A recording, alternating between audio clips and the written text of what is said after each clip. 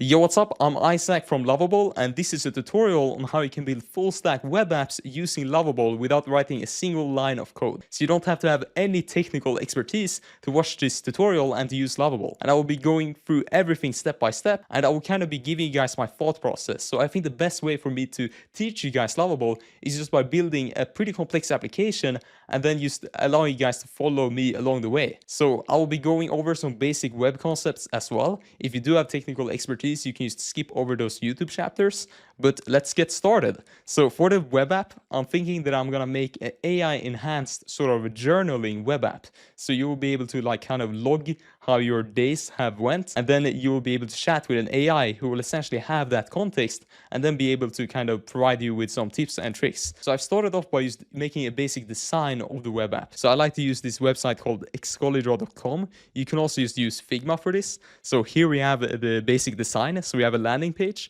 that all of the visitors will start at, and then they will have to press on get started, and then they will get to the main web app. And this looks kind of messy, but what we have here is a navigation bar. We can go back to the landing page, then we can go to the chat page, then we can log out, and then we can also create a new journal. And essentially this is how the journal segment will look like. So you can kind of write here how your day has been, and then you can also rate your kind of energy level during the day and also your productivity score out of 10. And then we also have the chat page right here. So it's a pretty simple web app, but I believe it will kind of demonstrate a lot of the features of Lovable. So what I'm gonna do now is that I'm just gonna take a screenshot of every single page. Of course, this page quite here is pretty basic. So I'm just gonna allow the AI to kind of change the landing page however the AI would like to do it, because it's kind of just boilerplate. I won't be including anything special in the landing page. So I think the Lovable AI can just go ahead and kind of change the landing page however Lovable AI would like. So I'm just gonna take a screenshot of every single page. Now you could just take one big screenshot, but it's actually better to take individual screenshots because it allows the AI to kind of focus in on each part individually. If you just take one screenshot, then the quality of the image won't be as good. So this is better practice. And then I'm just gonna write kind of the features that I want. So I want your link tool that allows the user to log how their day has been, and then chat with an AI that will have all of the logs.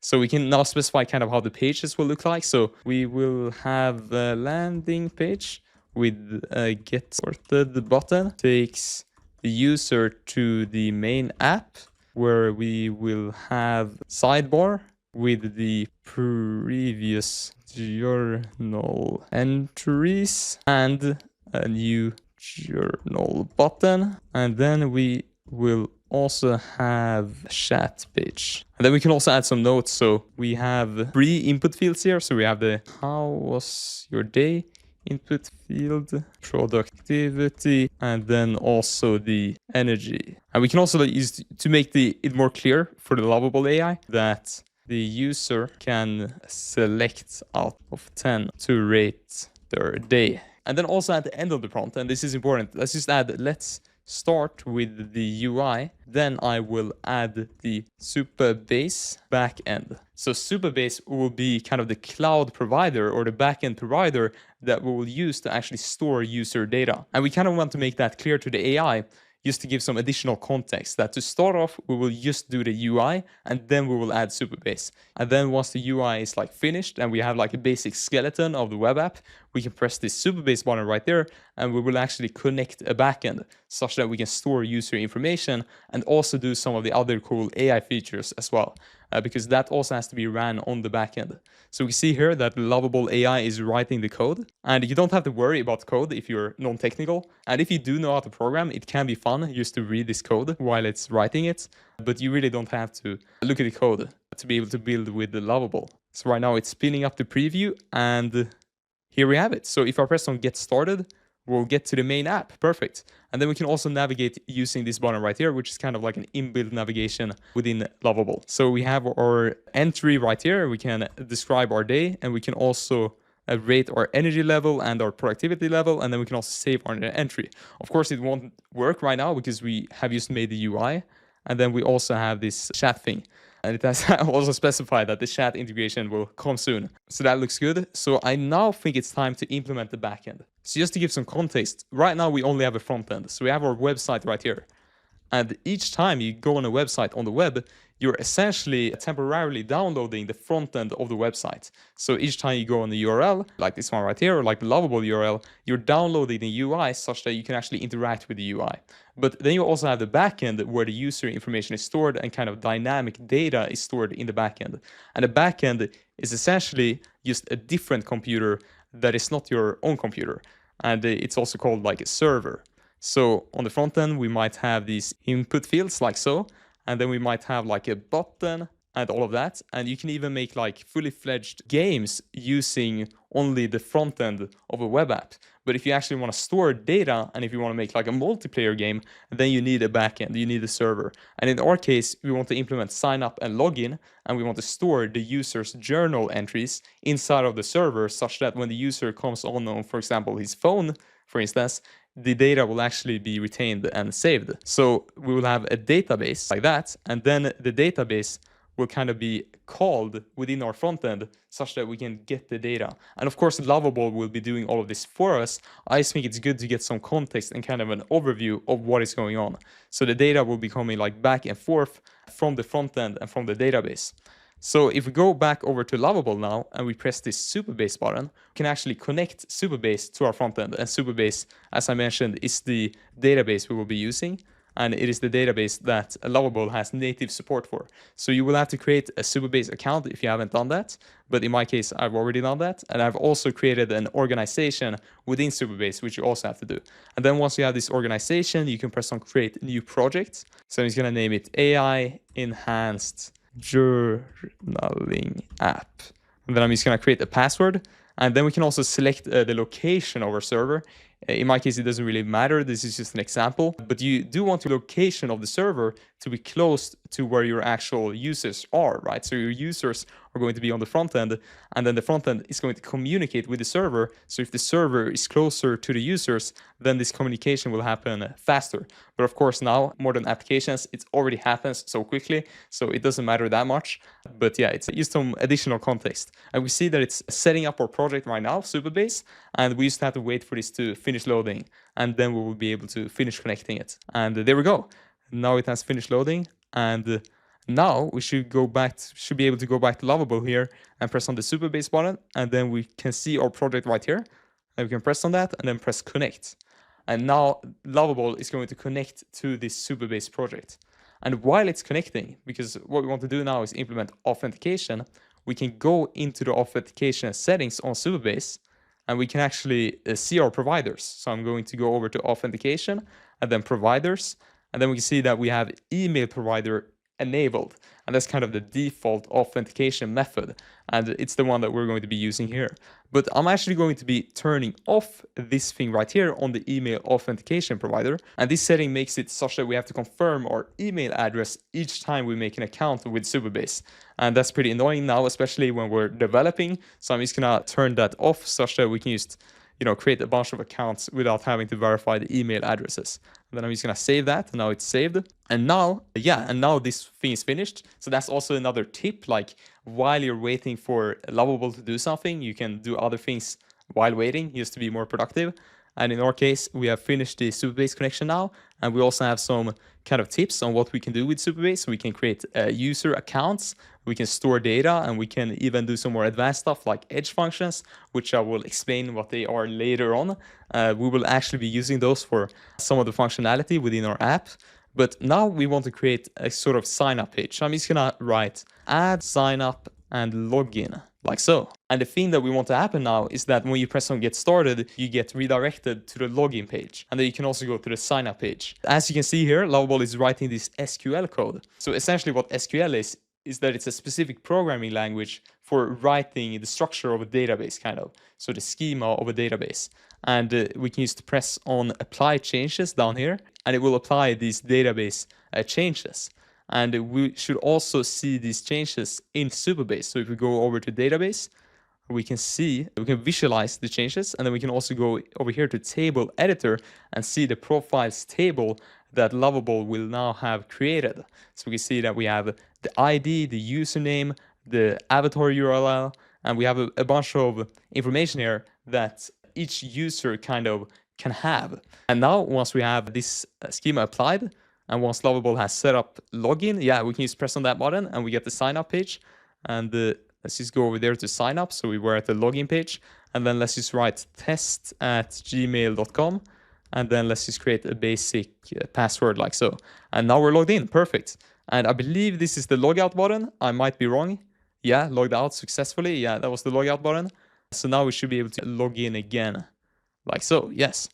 All right, so now we want to be able to save a journal entry. So I'm just gonna ask Lovable to add that functionality. And now make it such that we can add journal entry to the database when we press save entry. All right, so now the migration is done. The migration is kind of, that's what it's called when you add kind of an update to your SQL schema, so your database schema. But now I'm just gonna write some entries. So my day has been very nice. And let's just change this. When I press save entry, thing happens. Make it such that entry is saved and displayed in the sidebar. So we kind of want the entry to be displayed over there. And then we also have to implement the chat functionality, which I think will be very fun. All right, so let's see here. I have had a good day. Save entry. Entry failed. Okay, let's try to fix this. So sometimes you might get errors. In that case, you can just press the try to fix button. All right, so let's see now. Good. Save entry. There we go. So now we have our entry right here. Let's try to add a new one. So new entry. It has been great. Save entry. There we go. This looks good. Now it has updated the code. Here's another thing that it's kind of important to go over. So it says the journal entry component is getting quite long, over 100 lines. We should consider refactoring it into smaller components in the future for better maintainability.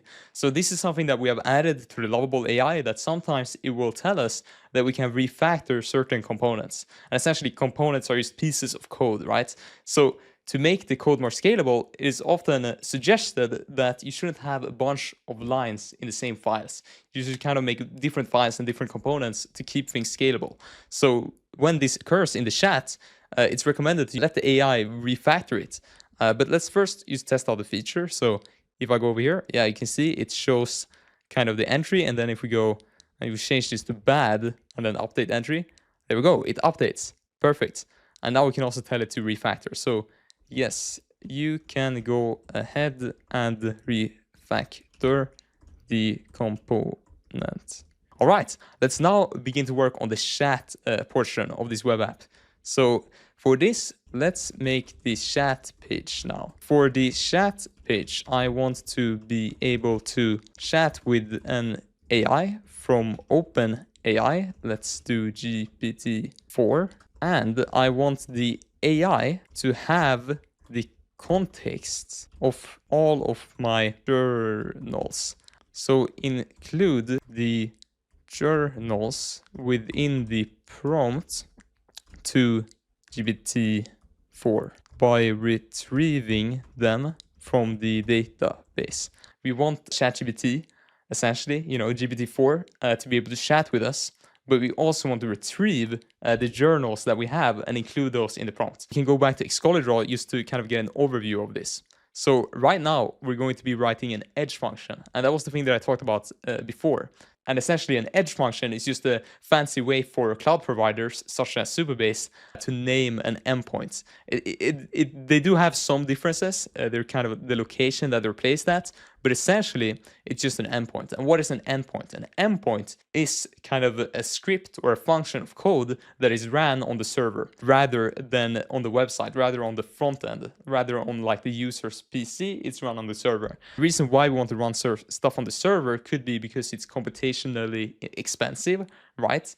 or it could be because the code is sensitive. And in our case, the code is sensitive. We want to make a request to OpenAI. And to make a request to OpenAI, we need an OpenAI API key. We need the API key that we have in our OpenAI dashboard. And OpenAI will use this API key to identify that I am making the request. And I don't want other people to have this API key, because then other people can make a bunch of requests using my API key, and that might cost me a lot of money. So we want to store our API key on the backend. So we'll have to make an OpenAI account. So I'm just gonna press on start building right here. And then I'm gonna go over to the dashboard. And then I'm gonna go over to API keys. And then I'm just gonna create an API key for our journaling app, like so. Create secret key. And then I'm gonna copy it. And of course, this key is very secret. And you don't wanna leak this or put this in the chat or in the front end. Instead, we have this input field right here that the AI will have kind of displayed to us, and we can just copy it within this input field and press on save. By the way, we have also changed the UI for this little add API key thing. So instead of it being an input field, it's just a button that you press and then an input field will pop up. So now we can just write something like hello. I'm just gonna send this, and let's see, we got an error. So I'm just gonna try to press on try to fix, like so. All right, so now it seems like it has created the edge function. So let's just type hello, and we still get the error. So let's just say, I have pasted in the key. Can you make the chat functionality work? Let's just do that. All right, so let's try writing now, hello, and we still get the error. Okay, let's try again. Let's include this context. So I'm just gonna open up the error, and then I'm just gonna write this, and I'm just gonna write, we still get the error when we send a message. It seems like we are not invoking the edge function. All right, let's see, let's try now. All right, maybe it's working. All right, it seems like it worked. Let's try to add some entries to see if it's actually tracking the entries. So let's just create a new journal entry, and let's just write, man, this has been such a great day, exclamation mark. And then just do like max, and then we can just tell the AI, how has my day been, question mark. And if it's able to answer this, okay, it seems like it doesn't know. So let's just write, make sure that the AI has all of the journal entries in its context window. I went on a really nice walk. Let's write that.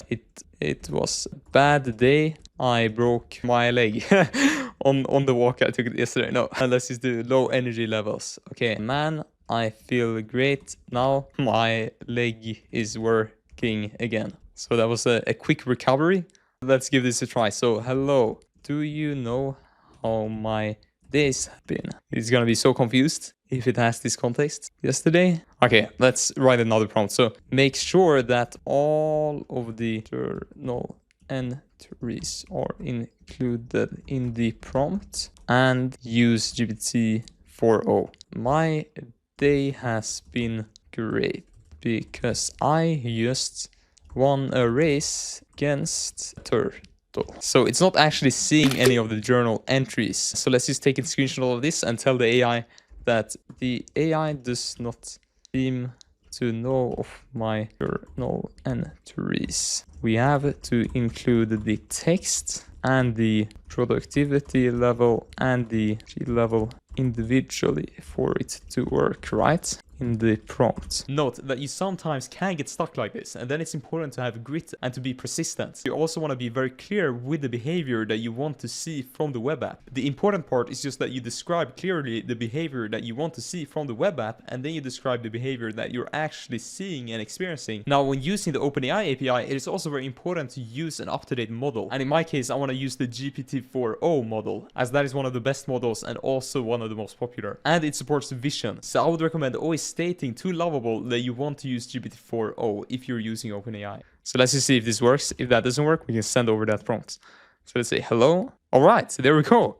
Okay, now it's telling me that, you know, my journal entries have been a bit of a roller coaster. So I noticed a dramatic shift from breaking your leg, feeling down with low energy and productivity, to feeling great and even winning a race as the day progressed. It's quite remarkable how you navigated through such different states of being in a single day. Another thing to note here is that the formatting is a bit off. In this case, I kind of know what the problem is, so we need to make this markdown, which is specific format. So let's see. So if I write hello, I believe now that that the markdown should get split. Yeah, there we go. So now we kind of have these things bolded. It also seems like we need to add like an additional kind of spacing. But yeah, but I believe this looks good now. All right, but I think this was it for this video. So I think this was a cool little project to kind of show how you can use Lovable and just to give some tips and tricks on the way. And we will be posting a lot more videos on this channel soon. So stay tuned and bye bye.